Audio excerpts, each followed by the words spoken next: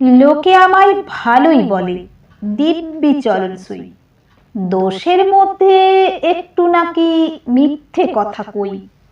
ঘাটশিলাতে যাবার পথে ট্রেন ছুটছে যখন, মায়ের কাছে বাবার কাছে করছি বকম বকম।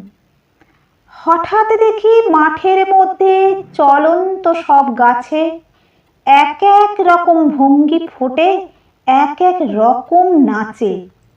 ও মা, দেখো নৃত্যনাট্য। যেই বলেছি আমি, মা বকে দেয়, বড্ড তোমার বেড়েছে ফাজলামি।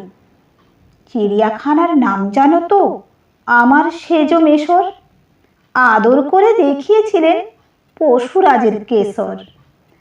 কদিন পরে চুন খসানো দেওয়াল জুড়ে একই ঠিক অবিকল সেই রকমই মূর্তি যেন দেখি।